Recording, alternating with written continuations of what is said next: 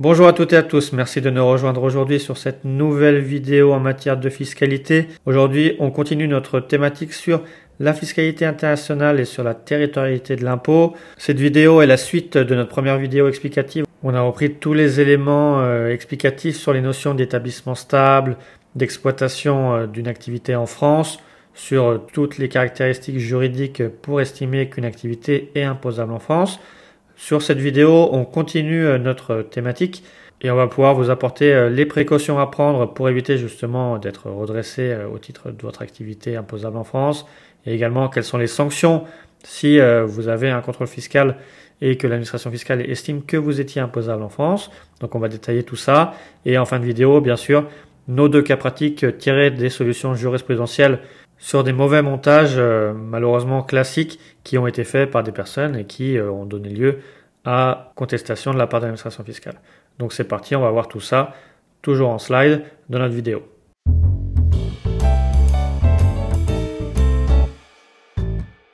Donc on l'a vu, si vous avez une société à l'étranger, mais que vous avez une activité en France et qui peut être réalisée, en fait, caractérisée comme étant réalisée par un établissement stable en France, vous serez imposable au titre de cette activité en France. Et notamment, c'est là qu'apparaît cette autre notion de siège de direction effective, qui est en fait le lieu de direction de vos opérations. Et c'est là où il y a un risque important pour ce qu'on a vu sur les sociétés qui sont marketées, de faire des sociétés offshore à l'étranger avec une fiscalité privilégiée, tout en restant dirigeant en France. Puisque, en application des principes jurisprudentiels, on peut considérer que le lieu de siège de direction effective est le lieu où les personnes exerçant les fonctions les plus élevées prennent les décisions stratégiques qui déterminent la conduite des affaires de l'entreprise dans son ensemble. Évidemment, c'est une appréciation au cas par cas, selon l'activité de la société et la consistance de l'activité, puisqu'on va également regarder le lieu où se tient les conseils d'administration, tout en sachant que c'est une appréciation au cas par cas selon les éléments du dossier. Et l'administration fiscale précise bien dans sa doctrine qu'il faut regarder le lieu où sont, en fait, principalement concentrés les organes de direction, d'administration et de contrôle. C'est pour ça que ça vise principalement les personnes qui créent des sociétés à l'étranger, sans aucune consistance économique à l'étranger, puisque en fait l'activité est réalisée intégralement en France, dirigée depuis la France, et là bien sûr il y a un fort risque de remise en cause de la territorialité de l'impôt au titre de cette activité exercée en France, notamment en caractérisant qu'il y a un siège de direction effective en France, et par principe un établissement stable en France et une imposition en France. Alors bien sûr, en précaution, il faut que la société à l'étranger, qu'elle ait une véritable substance économique pour l'exercice de son activité, ce qui peut aussi également être une problématique assez courante si vous souhaitez délocaliser votre holding à l'étranger et sans qu'il y ait de véritable substance de cette société à l'étranger. Également, une deuxième recommandation, c'est que cette société soit bien soumise à l'impôt à l'étranger pour que vous puissiez bénéficier, le cas échéant, des dispositions conventionnelles. Puisque beaucoup de conventions fiscales réservent la qualité de résident aux seules personnes qui sont soumises à l'impôt dans leur pays d'implantation. Puisqu'à défaut, on ne pourra pas être considéré comme résident de l'État et ne pas bénéficier des dispositions conventionnelles. Et ce qui peut provoquer aussi d'autres problèmes en matière de retenue à la source et des dispositions plus favorables en matière d'imposition qui sont prévues par les dispositions des conventions fiscales. Alors maintenant, une étape importante pour ceux qui en fait auraient déjà mis en place ce montage ou qui même en ayant été avertis de ces problématiques décident en fait de créer leur société à l'étranger et en ayant une activité professionnelle uniquement en France, il est intéressant de voir quelles sont les sanctions et qu'est-ce que ces personnes encourent en France en cas de redressement. Alors il faut savoir que effectivement, si l'activité est exercée en France, qu'il y a une possibilité de caractériser un établissement stable ou un siège de direction effective en France, l'administration fiscale va essayer de rechercher les éléments qui vont pouvoir prouver l'exercice d'une activité en France par l'intermédiaire d'un établissement stable. Le cas de figure le plus courant, c'est qu'elle va mettre en place ce qu'on appelle une visite domiciliaire, donc une perquisition dans les locaux, soit du dirigeant ou dans certains locaux, pour obtenir des preuves et des justificatifs qui permettront ensuite de lancer un véritable contrôle fiscal. Alors cette procédure de visite domiciliaire est assez lourde. Quand en matière de droit pénal, en matière de perquisition, il faut que ça soit autorisé par un juge. Mais l'administration fiscale est quand même facilitée dans son travail. À partir du moment où il y a des présomptions que le contribuable se serait soustrait à l'établissement au paiement de l'impôt, elle peut demander au juge de mettre en place ce droit de visite et de saisie, puisqu'il y aura aussi des saisies pour obtenir justement toutes les justificatifs qui permettront de mettre en place un contrôle fiscal et des redressements. Alors il faut faire très attention parce que cette procédure est assez lourde, parce que l'administration fiscale va pouvoir estimer qu'il y a en fait une activité occulte en France qui va lui permettre de mettre en place des majorations de 80% et d'obtenir une prescription qui ne sera plus de 3 ans mais de 10 ans. Donc c'est une prescription également allongée. Alors bien sûr, il y a des possibilités de contester l'activité occulte pour diminuer les majorations et notamment la prescription de 10 ans, mais c'est quand même par principe la possibilité de l'administration fiscale d'avoir une procédure quand même lourde en matière de redressement. Et également, si les montants des redressements suite à cette visite domiciliaire et au contrôle fiscal qui va suivre, si elle peut bien caractériser un établissement stable en France et une activité occulte, il y aura potentiellement des poursuites pour fraude fiscale, notamment si les redressements sont supérieurs à 100 000 euros. On aura un transfert automatique du dossier au procureur de la République, puisque depuis 2018, on a une réforme sur ce point. Et à partir du moment où les redressements sont assez conséquents et vont dépasser au moins 100 000 euros en droit, vous serez poursuivi directement pour fraude fiscale. Tout en sachant que les sanctions en matière de fraude fiscale sont bien plus conséquentes que les sanctions fiscales et seront, indépendamment de toute sanction fiscale, fixées au maximum à 500 000 euros et une peine d'emprisonnement de 5 ans. Et ces peines peuvent être passées à 3 millions d'euros et 7 ans d'emprisonnement lorsque la fraude a été commise en bande organisée ou alors réalisée ou facilitée au moyen soit de comptes ouverts à l'étranger, soit d'une fausse domiciliation fiscale à l'étranger, ou alors l'utilisation d'interposition de personnes physiques ou morales à l'étranger. Et également tout acte fictif ou artificiel. Donc on voit que les moyens pour l'administration fiscale d'aller rechercher l'imposition d'une société étrangère qui effectuerait en fait son activité depuis la France sont importants et les possibilités de redressement et de sanctions sont aussi très importantes. C'est pour ça qu'on voulait terminer avec 2 cas pratiques qui vont mettre en lumière en fait des montages un peu classiques qui ont déjà été remis en cause par l'administration fiscale et qui pour le premier a déjà donné lieu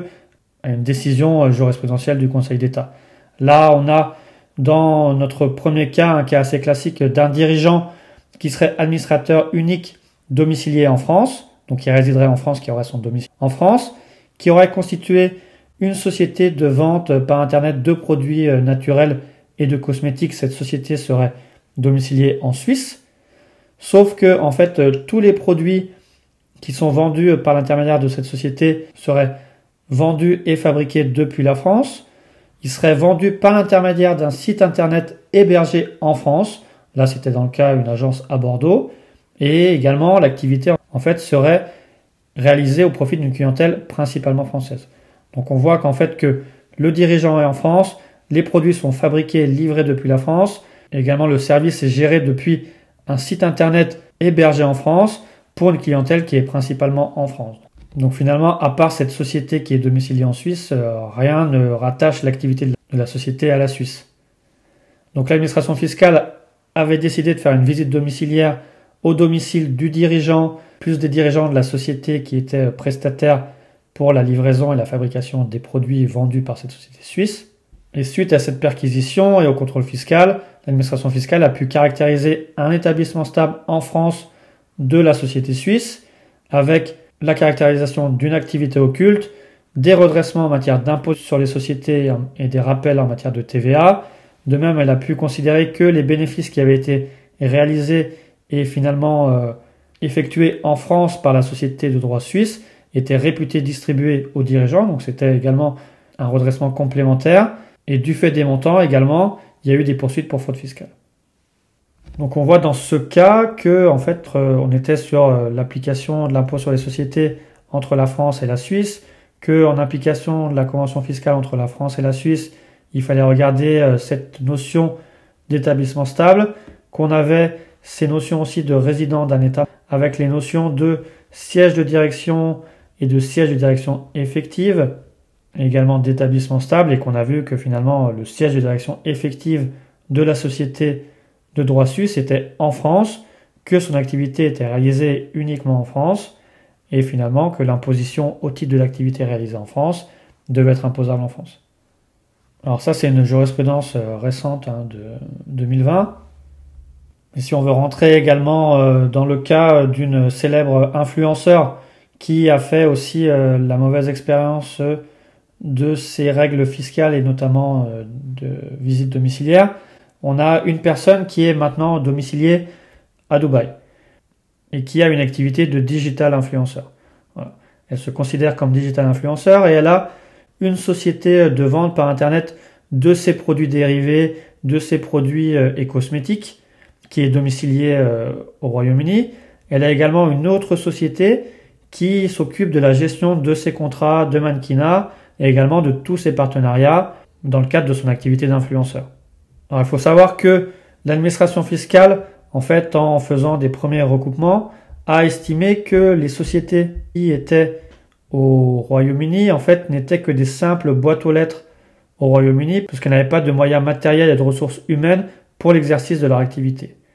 Et en fait, on s'est aperçu que leur activité visait un public principalement français. Leur clientèle était principalement française. D'ailleurs, les produits qui étaient vendus par cette première société de vente par Internet étaient fabriqués et distribués depuis la France par un sous-traitant français qui s'occupait de toute la logistique en France. De même, la vente par Internet était effectuée par un site Internet hébergé depuis la France. L'administration fiscale a également pu s'apercevoir que le deuxième associé qui se prétendait également directeur administratif et financier de cette société de vente par Internet au Royaume-Uni était également domicilié fiscalement en France et avait un pouvoir d'engager cette société pour la signature des contrats en France. Également au titre de l'activité de l'autre société de gestion de contrats et de mannequinat, l'administration fiscale a pu s'apercevoir que les contrats principaux étaient effectués avec des marques françaises pour un public principalement français et également qu'il n'y avait aucun centre décisionnel au Royaume-Uni et que tout était effectué depuis la France. D'ailleurs, ce qui a posé problème, c'est que au moment où l'administration fiscale a pu remettre en cause et a pu essayer de considérer qu'il y avait un établissement stable en France au titre des sociétés au Royaume-Uni, c'est que cette célèbre influenceur est revenue en France pour accoucher et finalement est restée en France plusieurs mois au titre de l'année en question, qu'elle a également plusieurs comptes bancaires en France, elle a un appartement en France, elle a donné plusieurs adresses en France au titre de son activité, et ce qui a permis à l'administration fiscale d'estimer que finalement le siège de direction effective des sociétés de droit anglais était finalement en France. Donc l'administration fiscale a fait une demande de visite domiciliaire auprès du juge des libertés et de la détention pour faire ces perquisitions au domicile de l'influenceur et dans d'autres locaux. Effectivement, il est apparu que lors de la perquisition, d'ailleurs, cet influenceur était dans les locaux en France, donc ce qui a pu conforter également la position d'un siège de direction effective en France. Pour le moment, on n'a pas la suite du contrôle fiscal, on en est jugement en appel justement de l'appel effectué contre cette procédure par ces célèbres influenceurs. Donc il faudra être attentif sur la suite à donner sur ce dossier, mais on voit que pour les cas des influenceurs qui seraient finalement en France mais qui voudraient mettre en place des structures à l'étranger tout en gardant finalement leur siège de direction effective en France, pourraient se voir caractérisés comme ayant un établissement stable en France. L'administration fiscale sera en droit ensuite de mettre en place une procédure de visite domiciliaire, de venir faire une perquisition et des saisies dans différents locaux pour justement justifier que l'activité est exercée et dirigée depuis la France, et ensuite procéder à des redressements en matière d'impôt sur les sociétés et de TVA, voire de mettre en place